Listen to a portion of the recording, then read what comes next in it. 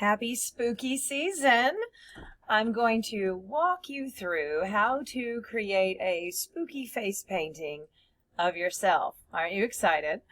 Here is an example, and here is yet another example. And this will be an experimental project. So you're going to experiment with blend modes, opacity, and brushes. That's pretty much it. I'm going to show you this example here, and notice that on your layers panel to the left of the opacity slider you have this blend mode. So typically it's set to normal. So on this layer I painted with just a big gray paintbrush, as you can see. Now notice that my paintbrush is a little bit see-through because I did modify the opacity and flow up here. So for this project you're going to be messing with some things that you need to remember you messed with, because you're probably going to want to reset them later. And that is when you're using your brushes, the opacity, of course, how much it lays down at a time, whether it's see-through or not, and then the flow, how quickly that happens. So pay attention to those two numbers. And then the blend mode. And blend modes have different effects. So normal is normal.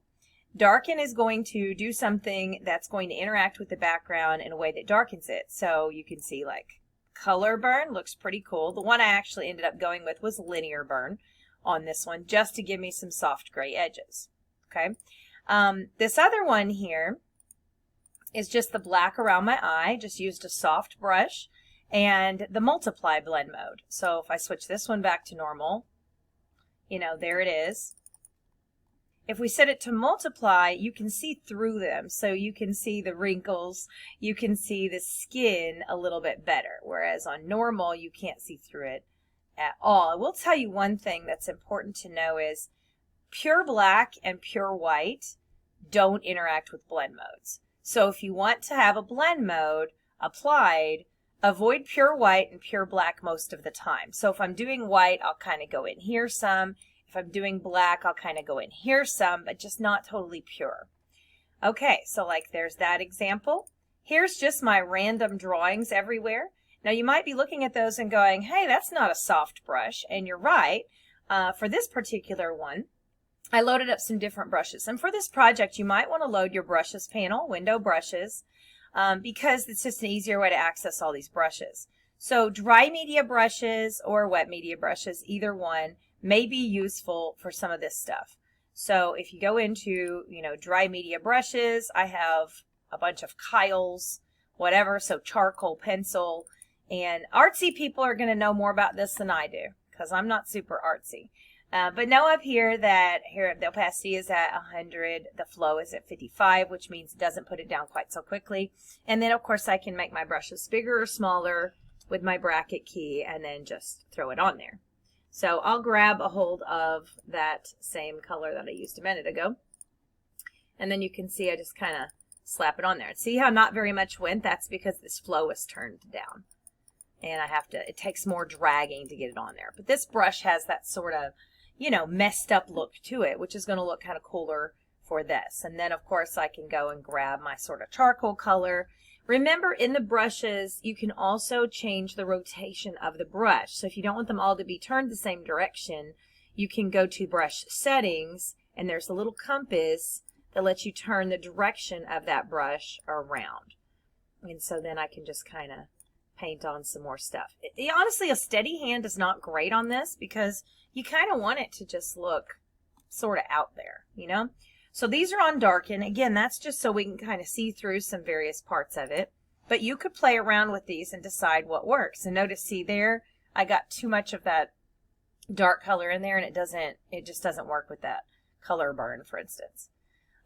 You may need to make lots of layers because it really just depends on, what you're putting on each layer as to what blend mode you need. I would recommend that you do rename your layers with that blend mode just so that you have it as a reference for later on. This other one here, I added sort of this to, I don't know, zombie look, whatever, face paint look. And then made sure that I erased over my eyeballs and my lips because I thought it just looked better if my eyes and my lips were the normal color. And then I had those other colors there. So that means I used a soft brush with soft edges so that it blends. This didn't blend great around my mouth, but, that works out okay too. So this is how this one looks. This other one, I went a little crazier with it. I also added a levels adjustment, which is this little moon looking button at the end to kind of give it an overall look. With levels, you have your little mountains here and you can just drag. So, you know, you may find something else to think looks cooler on those levels, but you kind of do that at the end. So on this one, you can see I did another darken gray with a color burn on here. I painted in orange, half of my face, and then went over it with that dry media brush again in dark gray. Kind of follow, like, you know, my face, my cheekbones stick out, so those lines going down and kind of made them look like they're following the face structure. So the pumpkin head one's kind of a fun one too. So what's my inspiration from all this? There was this Reader's Digest article here, and it had these face paint things. So if you're like me and not super creative, look at some of these to get ideas. I suggest lots of layers, lots of playing with it. If you don't like it, trash the layer or grab an eraser and erase your paint strokes. But this is all just a digital painting. So this was my inspiration for the one. I didn't make it look just like that, but this is my inspiration for the one. And then you can see all these other little options as well. So I really want you to have fun with it. Try to be creative. Again, if it's not working out, just erase and move on. Now, I prefer not to have props. But if you wanted to be kind of proppy about it, you could add a scarier background, pull your person off their background, or even place something over top if you can find like those backgrounds of spider webs or whatever. So I've put one of those. I'm going to place this spider web thing in here. If we look at the spider web, it's on a black background.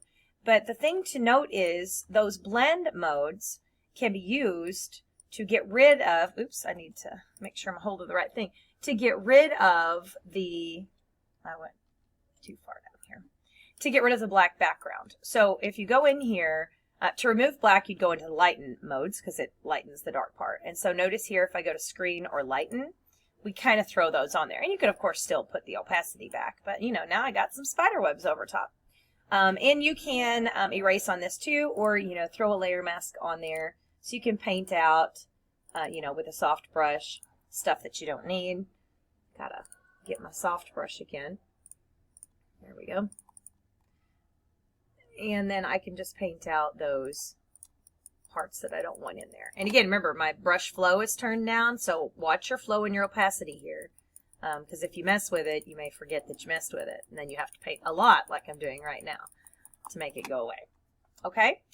So there you go. Have fun with this. Create some amazing face paintings using just your hand, brushes, and blend modes.